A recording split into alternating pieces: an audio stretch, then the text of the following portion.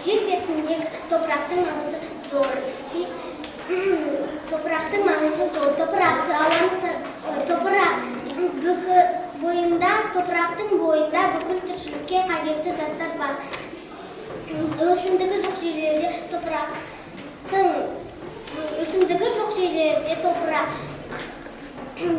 жел мен су топыраққа зиян келтіруі мүмкін. Өсімдік тамыр арқылы топырақты бекітіп сақтайды. Қорытынды. Топырақ туралы толық мағлұмат алдым. Нәтиже: ағаш жапырағымен, жер топырағымен сәнді. Қай класс? 2Б бар ғой деймін да, 2Б-ны кіргізіп 2Б-ны 8-ші мектеп 2-ші Б классы. Сендер келе беріңдер. Бара ғой. Ашта жүргін ақ. Шуламаймыз, даусымызды қатты шығармаймыз. Е? Келе ғой. Қалағанымыз ала. Қарамыз. Сенен аласың, тапсырмасын не ғой?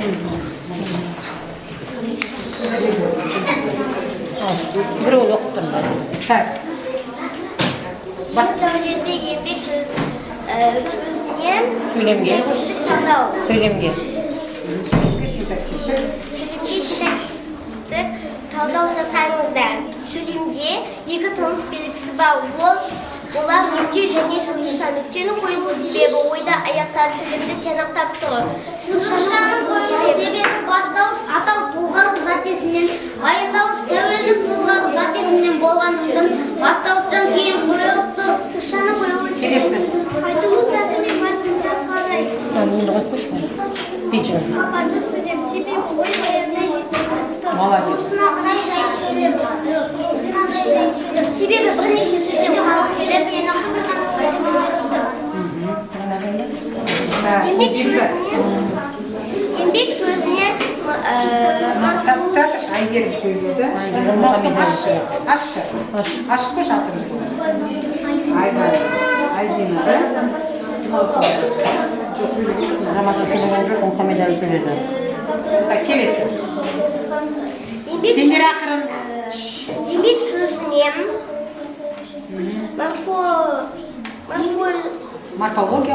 морфология талдау жасаңыздар. Еңбек бұл сөз айтылу. Неше құрамнан тұр бұл сөз? Бұл сөз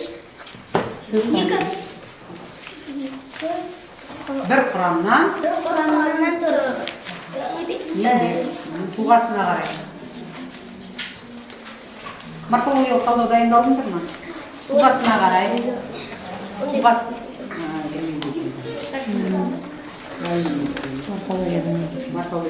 Келесі сан қайта беріңдер. Еңбек ердік сөзінде сөз сазындық талдау жасаңыздар. Ердің бұл сөз айтылу, жасалу, жазылу жолдарына қарай. Жіңішке буынды сөз, себебі сөздің құрамындағы дауысты дыбыстар жіңішке дауыстылар. Бұл сөз ердің болып екі буынға бөлінеді, себебі сөздің құрамында екі дауысты дыбыс бар. Бұл сөз ердің болып бір жағдайда тасымалданады. Себебі сөздің екі буыны себебі дауысты дыбыстан басталып, дауыссыз дыбысқа аяқталып тұр.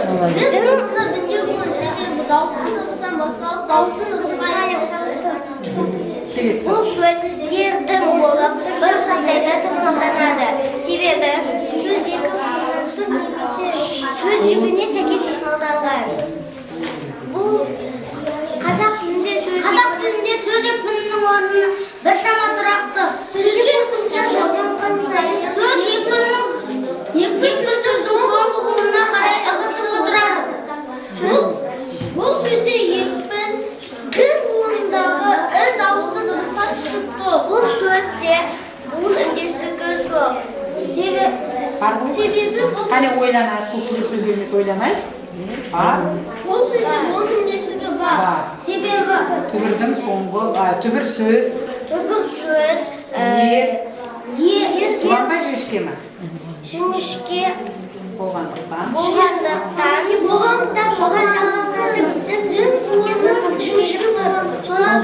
сондықтан да дін оны Жуан нұсқасы.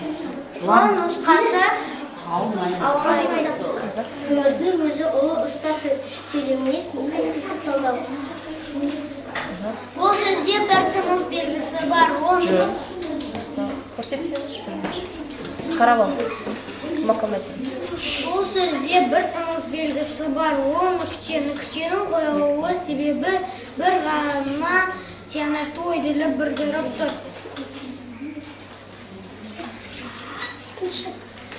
Айтуы сазы мен мазмұнына қарай хабарлы сөйлем. Себебі ой баяндауы жеткізіліп тұр. Құрылысына қарай жай сөйлем. Себебі бірнеше сөзден құралып тиянақты бір ғана ойды білдіріп тұр. Ұстаз сөзіне морфологиялық талдау. Бұл сөз айтылып жасалу жолдарына қарай жуан болымды сөз. Себебі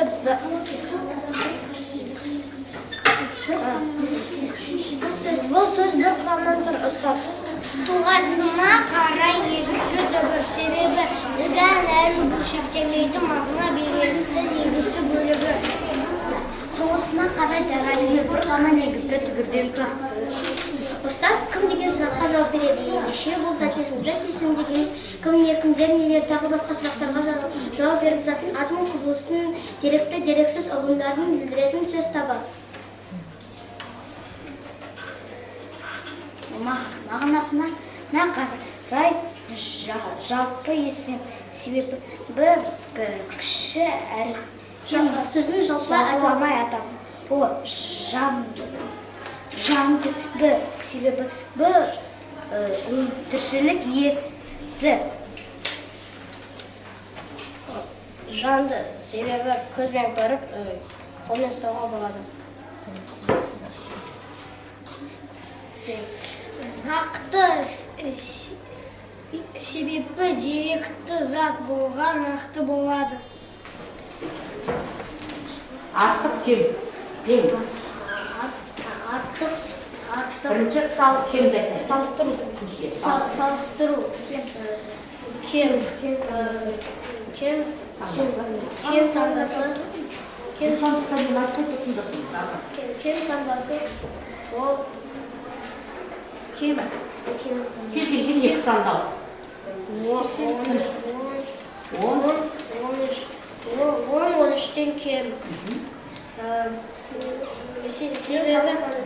Себебі саны сәуледе сол жақтағы сан, оң жақтағы саннан кіші. Кем.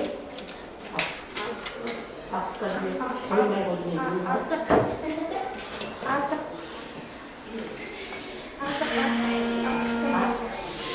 Артықтамасы.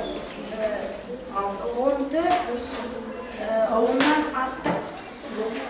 Себебі саны сәуледе сол жақтағы сан, оң жақтағы саннан артық.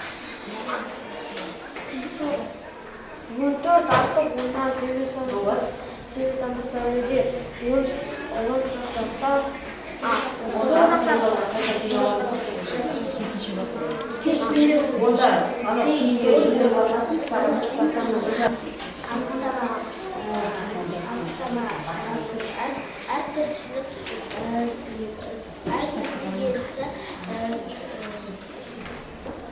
Денелер мен заттардың айырмашылығын айтып болды сол. Сол сұраққа жауап берді. Дене дегеніміз не, заттар дегеніміз не? Мысалы,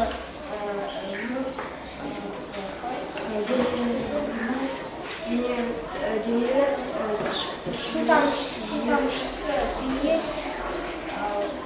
оның құрамындағы су заты. Стал гектор байтында. Сызғыш, оның сызғыш дене, оның құрамындағы ағаш, немес пластмасс зат. Тағы не айтамыз? Ерекшелігі. Тану, машина, үй,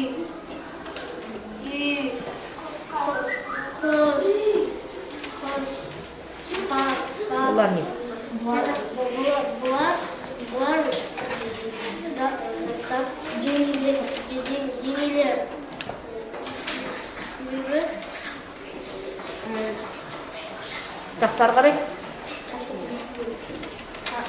Қасиеті.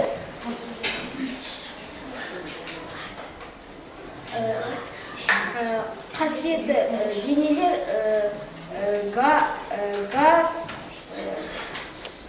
заттар,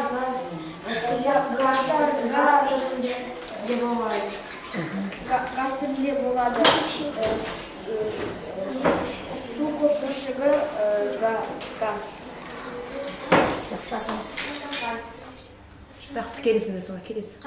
Қазақ тілінде сөз екпіні бір шама орны тұрақты сөзге қосымша жылданған сайын екпін сөздің орны соңғы буына қарай ығысып отырады. Ғар буындағы а дауысы дыбысына түсіп тұр. Ш буындағы ы дауысы Сыншы сөзінде ш буындағы. Ш буындағы ы дауысы дыбысына түсіп тұр. Жазды сөзінде д буынында д ы дауысы дыбысына түсіп тұр. Сөзде түбір мен қосымшаның арасында буын үндестігі бар. Себебі Сөз талап атын шу ғой. бар. Себебі шығар буындағы шық нұсқасы келіп тұр. Оған ар нұсқасы келіп тұр. Ал әр нұсқасы келе алмайды. Себебі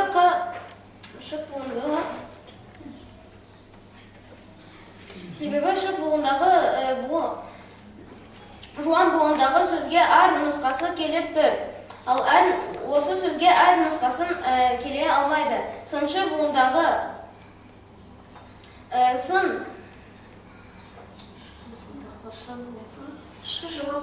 оған жалғанатын қосымшаның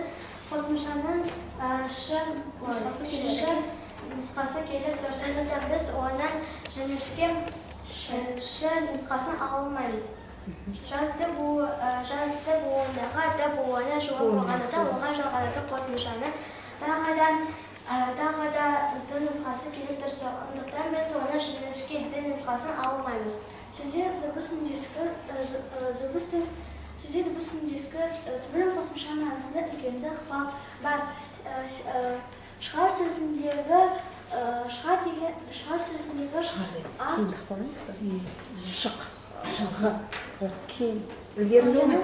ұяңнан басталып талап етіп тұр. Сондықтан біз оның қатынан басталатынды үндізден басталатын. Әр заманның несі болады сөзі.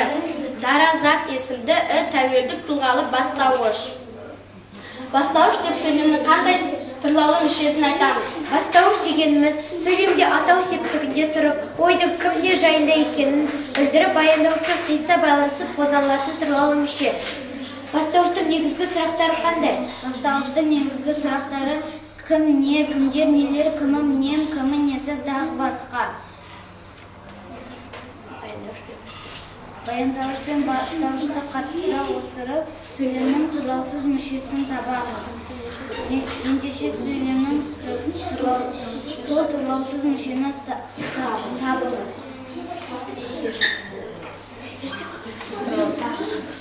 Тұрлаусыз мүше дегеніміз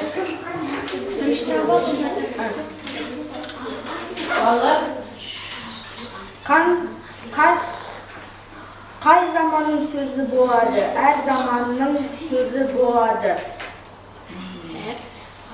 Әр анықтауыш. Әр ненің сөзі болады? Заманның қатыстық ілік тұлғалы қатыстық анықтауыш. Анықтауыш деп сөйлемнің қандай тұлғалық мүшелерін айтамыз?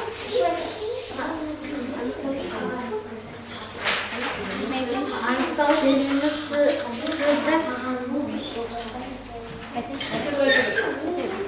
сөйлемде зат есімде болған не заттық мағынада қолданылған мүшені сын сапалық, сан мөлшерлік, меншіктік қатынастық жағынан анықтап тұратын тұрлаусыз мүше.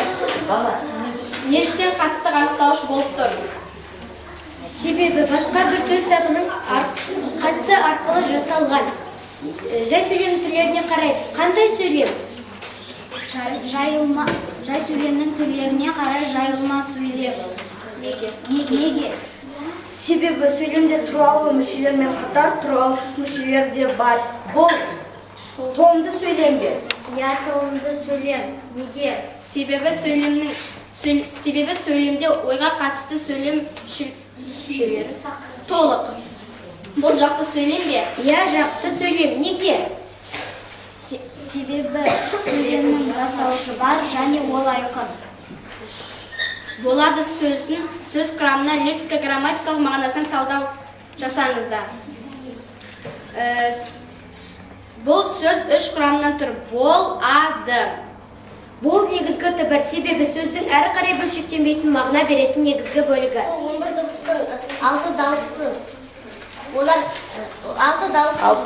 Алтауы дауыссыз. Олар Ж және 2 Л, Р, С, Г. Ал бесеуі дауысты дыбыс. Олар О, Ү, Э, 2 Е. Себебі Бұл дыбыстарды айтқанда өкпеден шыққан ауа ауыз қуысында тіреліп қалады. Ал дауысты ешбір кедергі шығады. ауа Ауа еркін шығады.